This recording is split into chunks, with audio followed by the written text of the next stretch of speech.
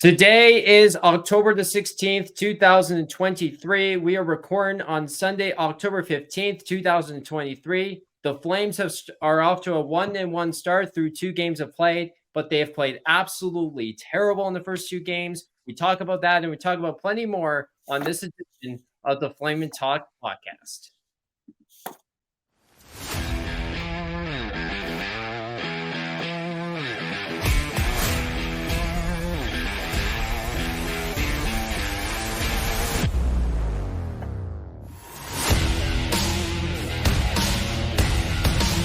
And hello, everyone, and welcome to the second episode of the Flame and Talk podcast with yours truly, Noah Adler, alongside my co-host, Mr. Connor Dolan. Connor, buddy, what's happening? Not much. Yeah, you could say that again, man. We watched, watched the game last night, and they looked exactly the same as they did opening night. Yeah. And you and I were both at that game, so while we're on that subject, let's talk about last night's game. Just what the hell was going on in the first 2 games with this team? Well, I gotta say, right now it's looking exactly like it was last year offensively. There's no real coordination, nothing. I just don't see anything clicking. Yeah. What I will say is, hey, guess what? It's amazing what happens when you put in young players. Matt Coronado got his first goal last night. Good for him. Hell yeah. That's what we like to see. So, our young guys are doing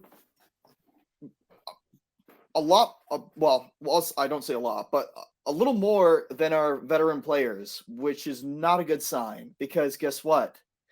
For a team that is filled with a bunch of veteran forwards, they should kind of know about what the logistics are and how things are supposed to be run. But frankly, this 2 games into the season, and it looks like this is the first time for them in the NHL with like Huberdeau and Kadri. And now we have to go back to apparently our defense saying, hey, guys, welcome to the NHL, because you can't be giving up stupid plays in the defensive and neutral zone, because guess what? Actual decent players like Sidney Crosby and Evgeny Malkin will decide to say, hey, thanks for the giveaway. It's time for a 2-on-1 and a goal. It's just pain. I think honestly, man, that's how we all feel right now. Yeah. I mean, that's how I feel right now. That's how you feel right now. Mm-hmm. And by the way, folks, this is why this episode is going to be called episode 2 Overreacting Season. Yes. Because listen, you can say we're overreacting all you want, but is it truly any different than it was last year right now in the first 2 games? Do you know the only difference being is Jacob Markstrom has been outstanding. Yes. He's not been 2023 Jacob Markstrom. And if it wasn't for him, this team would be 0-2 right now. Oh. And we were both at opening night at the Dome. And it was just like, what the hell? Everything's so messed up here. Like, there's no coordination. Like, there's no, clean entry into the zone. It's just like, yeah, it feels like everything's a sloppy mess right now. The first, where Noah and I went to for the home opener, I could see the first kind of period was like, all right, let's shake it off. That I could understand. The shots were like, what, 12-7? Well, 12-7 for the Jets. Like at least 13-6. Yeah, was. It's like, okay, first period, first game. Let's get some of the, let's get some things shaking off, right? Let's do something. And I thought, okay, second period, we'll kick it up a little bit. It should be fine. And we were lucky. After the game, I looked at the second and third. I said, we were lucky. And I can't even blame it. Like, the thing is two reasons. A is luck, and B is Markstrom. That's the reason why we won the game. We did not deserve to win the game. And then I look at the second game, and I'm looking at our offense, and I'm thinking, oh, that's good. We're up we are up in the shots about 12. It's like 12-8. It's like, oh, good. We're seeing some Can I be offense. honest with you? Can I be honest with you? No, I Sure. don't mean to cut you off, but can I be honest with you? Like the shots Mhm. on goal thing has got to be one of the most flawed stats in the entire sport. And that's where it was. Because Yeah. yeah. No. As I'm saying, it's like this is why shots on goal to me is so flawed. Because are you calculating it based on the shots that went on the goaltender? Are you basing it on the shots that hit the net? Are you basing it on the shots that is around the net? Like, where are you basing your shots on goal on? So that's why I look at people saying, "Oh, we outshot them like this and that." It's like, okay, but again, like, where are those shots going exactly? The thing is, for me too, is that I'm just looking at the opportunities that we had when we were in the offensive zone. And I'm looking at between Pittsburgh and I'm looking at between us. And we were putting a bunch of just kind of, and I said this before in a group chat, limp dick kind of shots that were hitting the goalie's chest or hitting Nedeljkovic's chest and Mhm. easy grab for him or hitting off his nice glove save or a nice blocker save. And there weren't anything where it was like, hey, good passing and then some good shooting. Because every time we actually did that, guess what? It would end up in the corner or we give It it away. almost feels as if too the Flames rarely had a high danger chance. No, we really didn't. Do you know why Coronado scored? Because guess what? We decided, you know what? Let's actually pass the puck properly. And hey, guess what? We have a new player We've got a who, guy who can shoot the puck. and yes, we have a guy who can shoot the puck. Amazing what happens when, like I said, I'm kind of almost being a bit of a hypocrite here when I say, oh, well, dude, limp dick shots. But it's amazing what happens when you shoot the puck. Because guess what? I'm looking at this team. I'm like, they can't pass for They can't. FA. Nope. They No. just cannot pass. They are not a passing team. We are, if they would have proved it, we are a defensive team. We are a defensive team. We are better at I gotta be honest with trying you. to control. I gotta be honest with you. Yeah. Their defense is worse Oh, with Ryan Huska. Their defense is way worse with Ryan Huska as the coach. And that's not even Ryan Huska's fault. But the defense has just been absolutely horrendous so far. it really has been. And again, the game yesterday was not Markstrom's fault at all. No, I looked not at even every the single first game goal. was his fault. No, the goal, again, the first goal on the Jets game, yeah, it was a shitty goal, and then it was the fourth goal on the Pens game that it was like, it's a 7-hole shot, so he could have squeezed it, but he's close. The guy was in pretty close. It was almost to his. It was to probably the hash mark. So, and I'm a goalie, right? So I hate those shots that go through the 7-hole here. I always think it's my fault, but in reality, it's just one of those crappy shots where you want to stay as big as possible, right? And then all of a sudden they'll shoot right in between your arm, and then you have to compress as quickly as you can. And sometimes you don't always make it. But like Markstrom in the first period and even the second period was unbelievable. Again, that should have been like a 7-2 game, not a 5-2, or Yeah. I guess technically a 4-2. They would have been up 3-0 after the first period. Oh, absolutely. If Jacob Markstrom was last year's Jacob Markstrom, Mhm. it would have been a 3-0 game after the first period, and the game would have been over by that point. And the same thing for Wednesday night. The game would have been over by the first period if Jacob Markstrom was 2023 Jacob Markstrom in the first two games. And That's how terrible this team's looked so far. And one of the things that I look at is are still people on the comments of Flames section and whatnot on Flames Twitter saying, oh, it sucks that Markstrom can only play for 40 minutes. It's like, you want to see all the goals. Like, did you actually watch the recap, or did you watch the game at all? Like, did you see all the goals? Again, fourth maybe, but that's very much I'd say 50-50. The rest of them were the turnovers, man. Yeah, the turnovers. I wanted to smash my head against the wall at that point. It was 17 seconds in, and I saw I was seeing these god off. Well, I'll say, okay, the first goal was lucky. That wasn't a turnover. That was a shot that was going way wide. The Markstrom tried second to one was. compensate. Yeah, but the second one, absolutely. Absolutely. Yeah. Like turnovers and the second and third, like just like they the first it should have been a tie at that point. Like if it wasn't for the turnovers, it would have been at least a tie by the third. Because we don't include the empty netter. So we think about the first goal being just a lucky kind of a lucky bounce hitting off of Markstrom's back, and then the second goal just kind of going right in between his arm. But even I'm trying to remember about if that was also a turnover. I'm not sure. Or that was that just a clean offensive push by Pittsburgh. I don't honestly remember the full, but I just remember if it was not for the turnover or turnovers, it would have been a tie game by the end of the third, which I still don't think we should have deserved to have a tie game at that point. I just think it should have No. been like, wow, we are again lucky that we have the 2 goals. Well, I don't understand how some people are saying we played a good game last night. I we can't get my head around that at all. It's like, what game did you watch? we Like this played this team. we didn't play good. We played better than our first game. That's what I can say.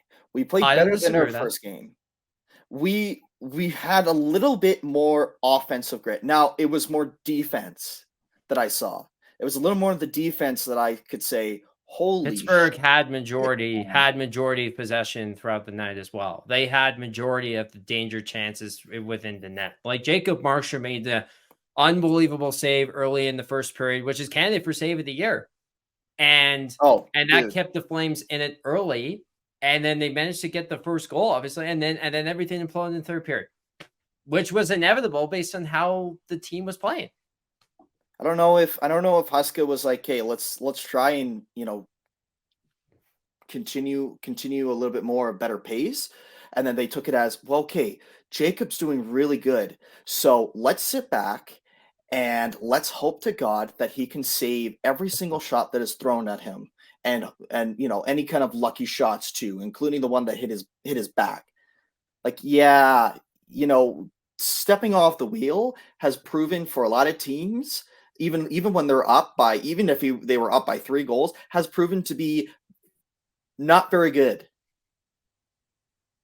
Like they regret it very hard because guess what? All of a sudden it's from 3-0, and then in the middle of the third, it's tied 3-3, and the other team still has the offensive push. Is Jonathan Huberdeau looking the exact same as he did last year Right in right the now, first 2 yes. games? Right Because now, yes. am I the only one, like, who has not noticed that? No, sorry, like, am I the only one who is noticing it? Because you're paying him $10.5 million to be a superstar for your team, and guess what? He isn't the superstar of your team. And, well, did you see the pass he made last night Yeah. between the legs? Yeah. That had to have been the most infuriated I have felt with Jonathan Huberdeau in his time here as a Flame so far.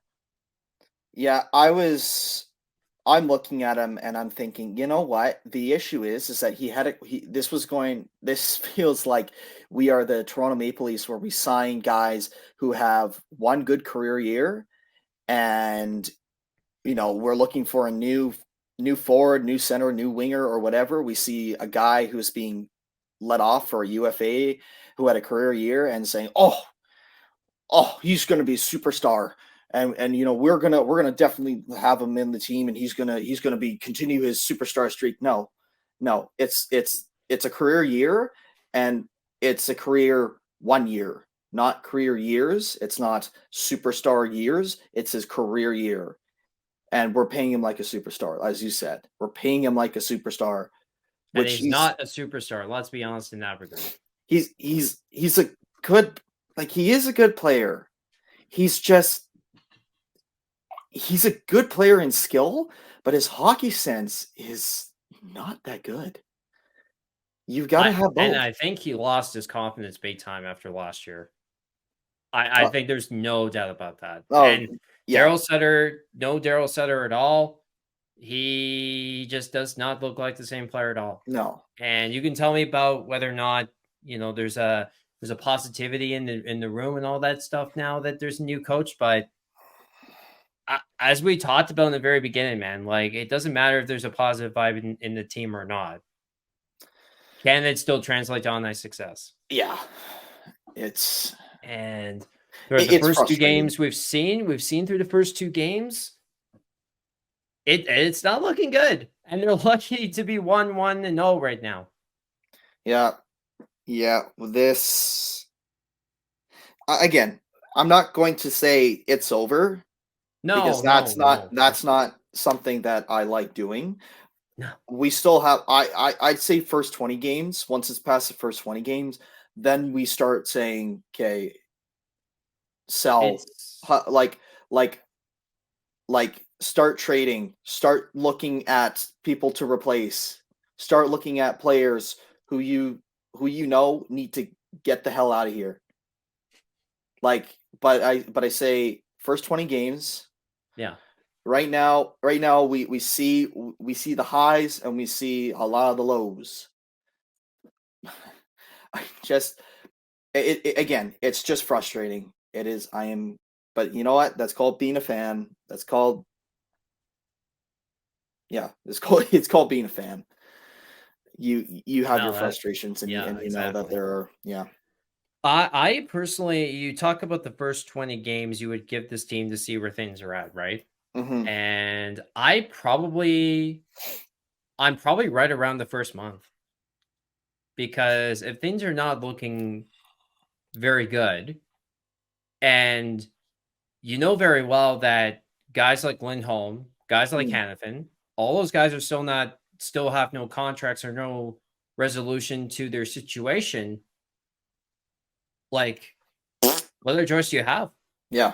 Like Goodbye. whatever choice you have. Like we're talking about, like I know people are going to be watching this right now and being like, guys, it's only 2 games in. We know it's 2 games in, but so far through 2 games, they've looked very bad so far, and it's looked too reminiscent of last year. Look at the title because we are overreacting. We very much know this, but we're doing this for a reason. And it's if there's any expectation that we have right now, we'd rather It's it not be high. gone. Yeah, we'd rather it be at a very low state at the beginning than it being slowly crushed, kind of in like, you know, having a really high expectation in the beginning and then slowly it being crushed and just fermenting Because and we've seen this, you and I've seen this for oh too yes. long with Oh this yes. team. We just have, and like as I've said, people are gonna watch this and be like, "Oh, guys, 2 games in, relax, calm down," right? But it's like, this is what the video is all about. Hmm. So, like, like, like again, as we said, like it's 2 games in, but it's like, what did we have heading into the season? We had no expectations for this team. We had zero. There We were literally had expectations of saying, I don't know what this is going to be like, but I'm not mhm. expecting anything to happen. There was a lot of question marks. That was all it was. It Too was many question what marks. if?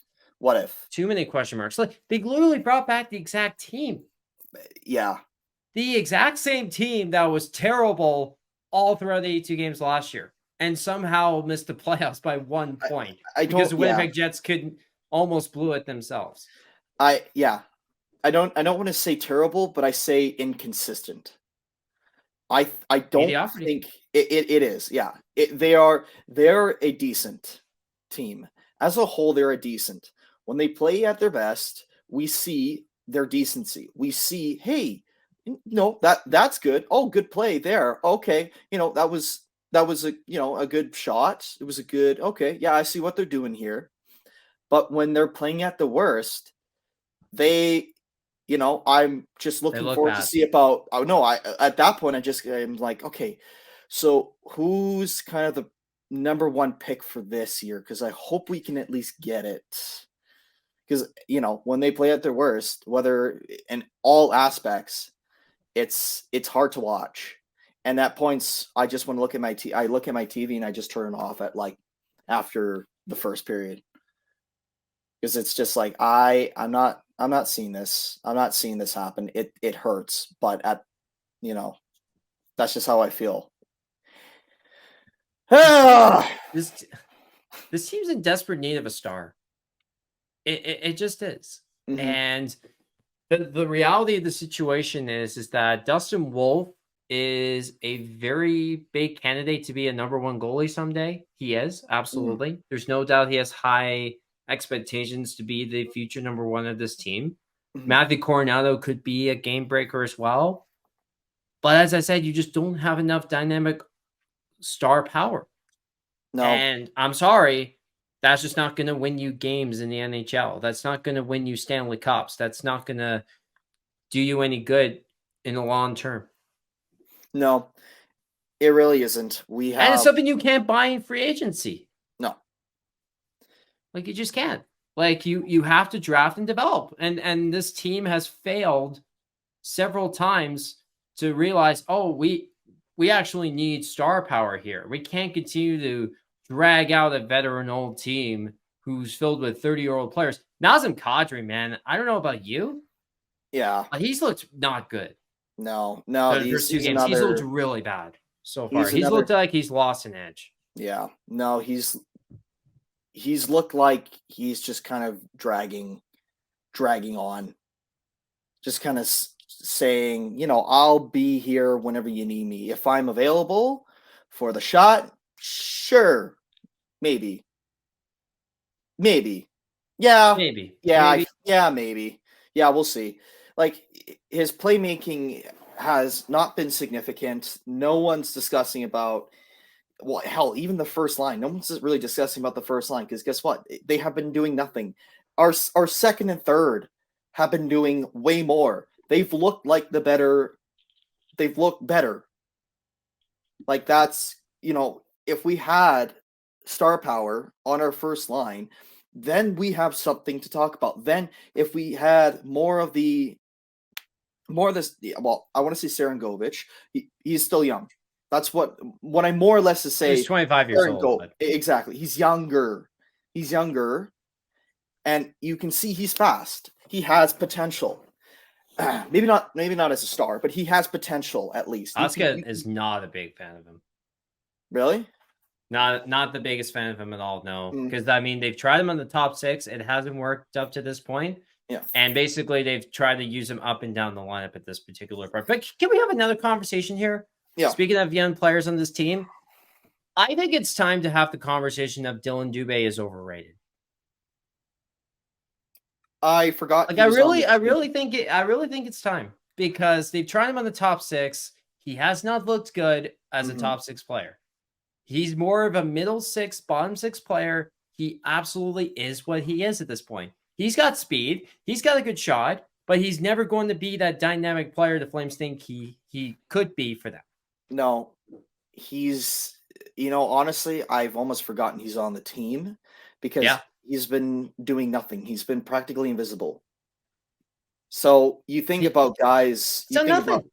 yeah, like you think about having being a playoff team.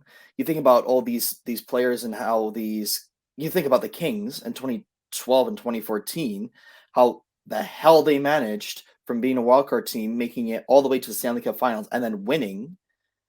You think about, well, how did they do it? How did the team that barely made it? And you even think about last year, how a wild card team like the Florida Panthers, guess why they did it? Because they have star power, they have people who show up and are look like they're motivated to actually play, and they have motivation. There's none of that pressure. There's There's none of that no Canadian pressure. I would no. say to you, I mean, listen. My whole thing has always been is that if you can't handle pressure, you're in certain markets when it comes to sports, you're in the wrong business or in the wrong places. Yeah. But it obviously seems to me all the time with how these things go of, okay, these players come to Canadian markets, then they're terrible, and then they go somewhere else when there's not a lot less where there's a lot less pressure, and they all of a sudden succeed. Yeah. It's and I think about I think about Chucky especially. I think about wow, so he played Like he actually did good with the Flames. He did good with the Flames. He was But there was he was that dynamic player they could have right now. absolutely he was great. And then but we never went really anywhere. We made the playoffs a good couple times, but we got past the first round how many times? Twice? I think twice? Once. Yeah, once. Once with Matthew Tkachuk.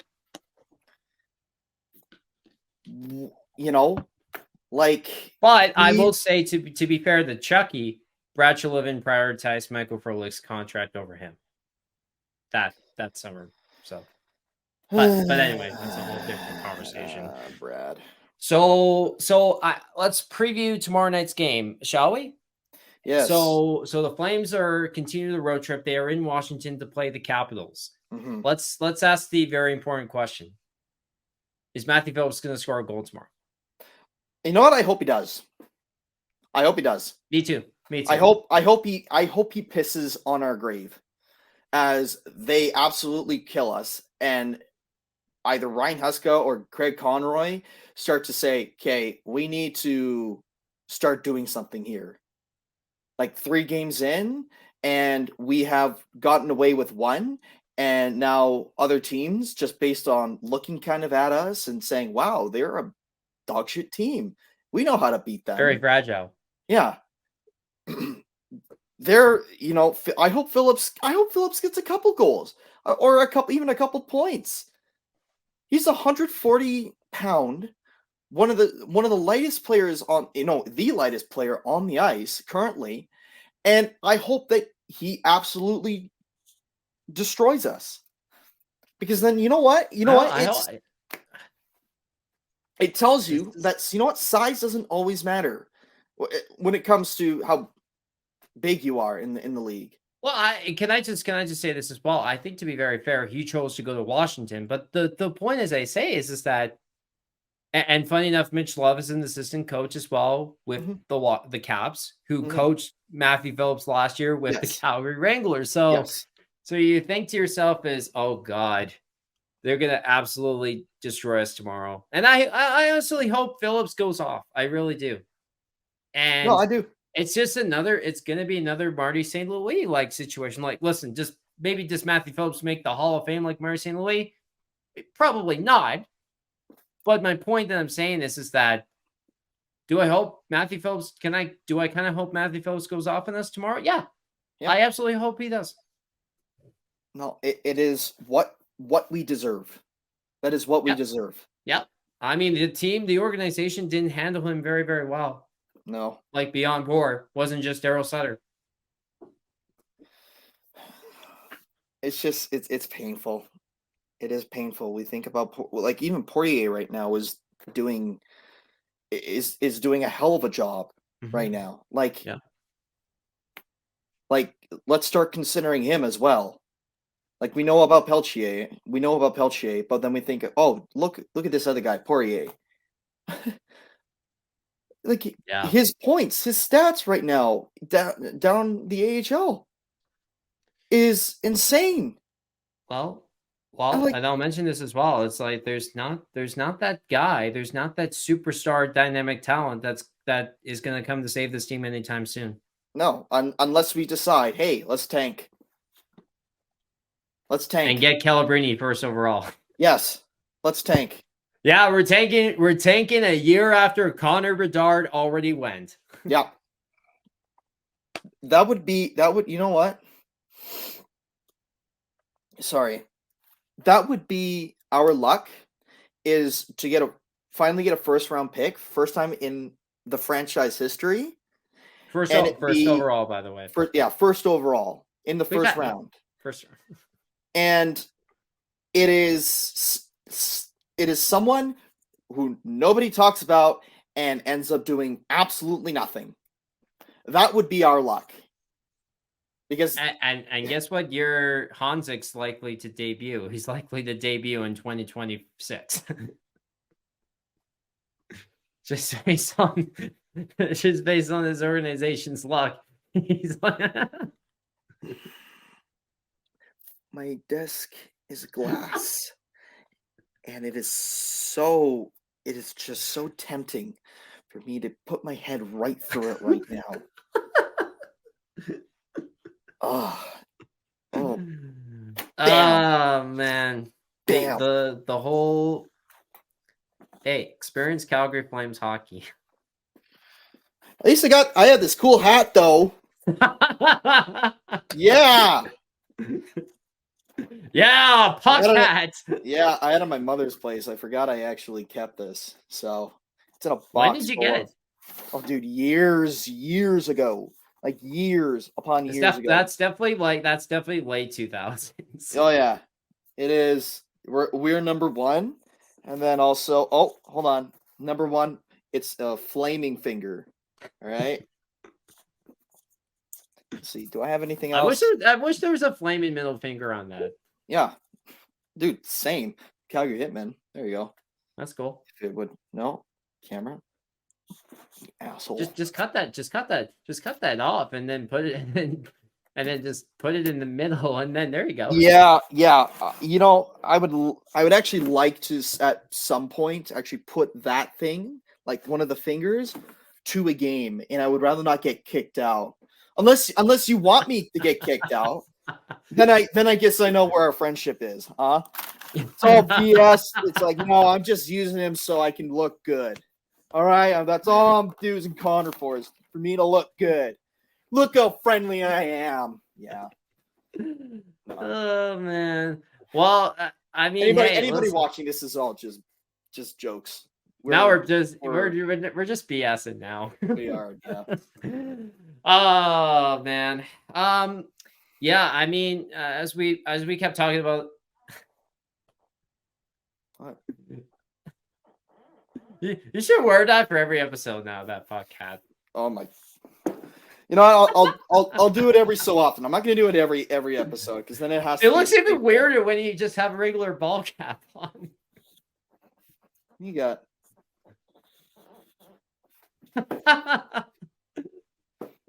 I I don't understand what's so funny, man. This is our team, man. Why are you laughing at our team merch, man? That's not. I don't think it's funny at all. I don't think it's funny. You're just laughing at our team merch. Wow. Yeah, what a real fan here, ladies and gentlemen. Unreal. Anyways, all right. I'm just screwing around. Okay. Yeah. Well, people. Well, I think a lot of people clicked off the video at this point. So let's get back to serious matters. Yeah. Let's talk about Chris Snow, shall we?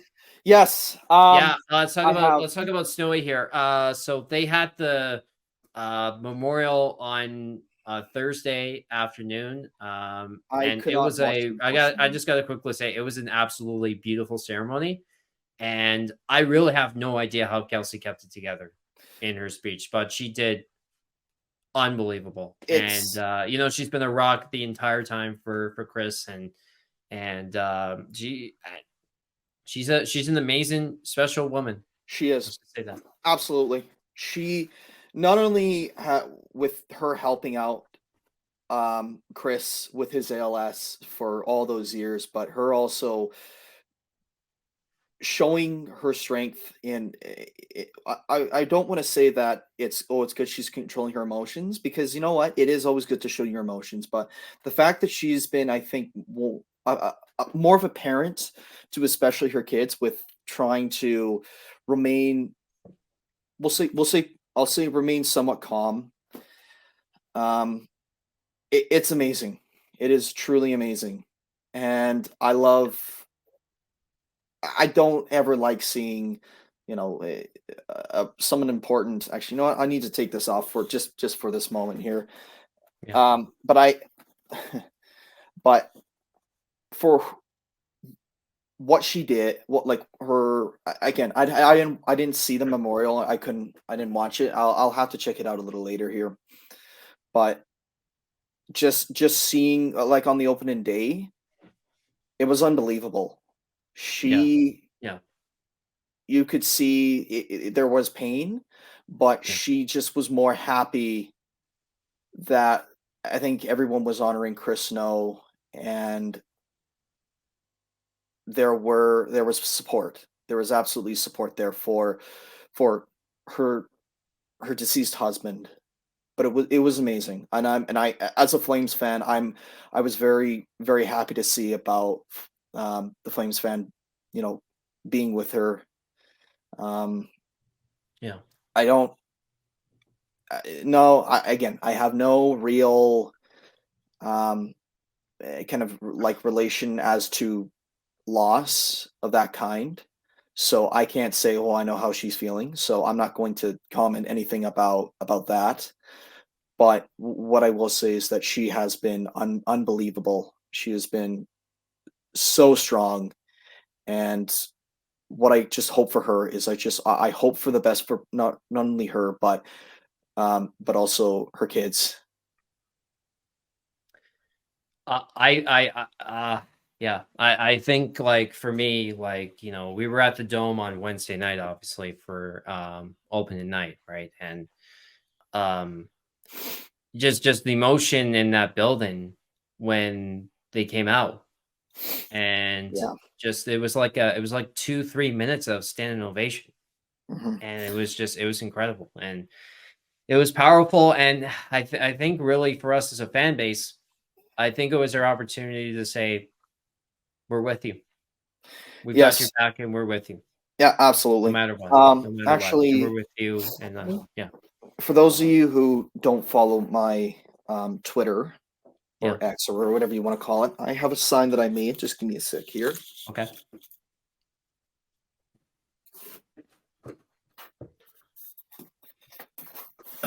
Just one And there it sec. is. There's the sign there. It'll be kind of hard. I'll take off the virtual background here. Just give me one sec. Um, so what I had put on here is, and this was kind of started actually in a group chat I'm in with Noah, is put snow in the rafters, and we kind of started this when we heard about Snow's cardiac arrest, and his basically essentially his condition of being in a coma. So I don't know who started. I forgot who started it, but we kind of everyone in the group chat decided to get it going around. There has been it's been big. It's been getting a lot of reception for the hashtag. Um, Yeah, what's also nice to see, and it wasn't just people on Twitter who were also trying to put the hashtag out, just with Oilers fans and Canucks fans, and then also Winnipeg fans who are kind of helping out with the hashtag, trying to get it around. It was also the the teams as well, um, who did a moment of silence. I believe it was a preseason Winnipeg game, and wasn't it at the Oilers game as well, or or was it yes, Vancouver? yeah, they did it at a preseason Oilers game as well, Okay. and they did it throughout other venues in the league, and I know the Penguins last night were doing a raffle draw in honor of Snowy as well. And Um, that's amazing. And again, I cannot um well, as some like again with someone like I cannot thank enough because I work with individuals who have disabilities, and to see and with someone who had ALS and someone who died because of it, I'm glad to see that they are being recognized, and they are being, everyone is supporting not only Chris Snow as an individual, but also their family with the moments of silence, and even the raffles that I hope are going to somewhere like an ALS foundation, or to Chris Snow's family, or something like yeah. that. So it's amazing. It is amazing. Well, and I'll say this about Snowy as well, but I think prior to being GM of the AGM of the Flames, like he had a really, I mean, from a lot of the stories that his old counterparts, friends, etc., were talking about when it came to Snowy, like he had like the most interesting path to the NHL, because like he was Mhm. obviously a sports writer for the Boston Globe covering the Red Sox. And then he went to Minnesota as well to cover the Minnesota Wild. And then Doug Risebrough said, "Hey, do you want a job working as an analyst guy?" And he was like, "Absolutely." Right. So then he did it. And then people were like, "Okay, you know exactly what you're doing." Right. And they came to the Flames and then became, I think he was I think for what they were mentioning too, he was like like an assistant or something. I can't remember. I do apologize if I'm getting it wrong, but anyway, but he had an amazing path to the league, and I mean, hey, if he was still alive today and all that stuff, it wouldn't be too long until he has a GM job in the NHL. So I agree. Absolutely. Yeah. I agree. Yeah. So rest in peace to Snowy and to Kelsey, to Cohen, to Willa. We're all with you right now. And and I think that's a perfect way to wrap up episode number 2. I thought you said on a post to ask questions. Right. Yes. And actually you are right. Thank you for that. So we are doing, so we only got one email. I'll just say that for the I may or may not know who it is. Yeah, exactly. I may not know who it is. I think we have a clue to who it is. We have a friend. His name's Will Shepard. He sends in a fan mail here. So his question to us is, regardless of what might happen this season, with some years of development, could you see this team being a decent playoff contender at some point in the future? Connor, do you want to start? So right now, no, but in the future, it depends on what they do with the moves. Right now, we have again Kadri and Huberdeau, and for a couple more years, Markstrom, and but we do have a bunch of guys as of the end of the year who are going to be UFAs. So what is really dependent right now, both this year and maybe even off season, this off season as well when it comes around, is next off season. My bad. Is what kind of moves are we going to make? Are we, like we said, actually going to go towards younger talent? Are we going to look towards looking for developing? Towards younger stars and whatnot, and actually see about how we can include them into our offense and even our defense and things like that? Or are we going to keep the guys who are supposedly veterans and are supposedly going to lead this team to somewhere and keep them for, as one of the things we fear, Lindholm for about $9.5 million? So that's really what we worry is if they make the right moves, then there is a much higher possible. We'll see. I'm not going to say there is a definite chance, but there's a higher possibility that the Flames will be making the playoffs and even become a contender. I've always said this about the Flames and this type of thing, but they need to develop talent badly. They need to be bad. They cannot be bad, though. That's the issue with all the contracts that you have on your team right now. You can't be bad, and that's a huge issue, right? Is that you can't be bad or you can't tank with the team you have, because you're going to be good enough where you're in the dogfight for a playoff spot, but you're not going to be good enough to the point where you're great and you're a Stanley Cup contender.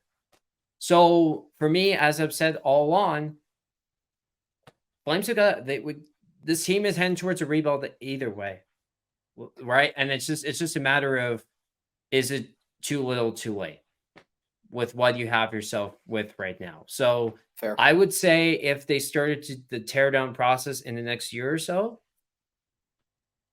it's still time maybe in a way to salvage it, but I don't know, man. I just, you're stuck with these contracts, as I said, and it's just like, almost feels like it's too little, too late, regardless.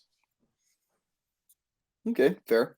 To do it properly, right? To do it properly, and that's the issue too with this team that you can't trust is, are they going to do it the right way? That's something that I hope that Craig Conroy can definitely go in and actually start to use a little more common sense rather than Brad, and just say throw money at people that he finds good or that he thinks might be good. I hope Yeah. that Conroy can actually use more common sense towards either signing people or just even looking, rather than like I said, rather Yeah. than just you're on the team, congrats. Yeah, as I've said, like common sense and hoping to God Murray Edwards stays out of it. That's the biggest thing I think we all Yes. need to do as well. We need to hope Murray Edwards stays out of it. But on that note, we will wrap it up and we will put a bow on episode number 2 of the Flame and Talk podcast. And we'll be back with episode 3 on Friday. And I think the Flames play 1, 2, 3 games. No, I think they only Before play that, two. just They 2. play tomorrow. Sorry, again, this is being recorded On Sunday Sunday. night. Sunday So night right now. they play tomorrow, and then they Yep. have like a 3-day break. I think because they play Buffalo next, but I don't know. So let me just look. So yeah, they play tomorrow. Nothing Tuesday. Nothing Wednesday. Okay, so they play Thursday, which we will be doing. Yes. So I guess if we are going to be putting this up, kind of later Friday, then they will be playing 3 games. They will be playing 3 games by then, but we'll be probably covering only about two. We'll see 2-ish games ish, depending on well, it's 5 o'clock, so we'll see. We'll Yeah, see. to that point, we'll see. So we'll put a bow on this episode of the Flame and Talk podcast. For Connor Dolan, I'm Noah Adler. We bid you adieu.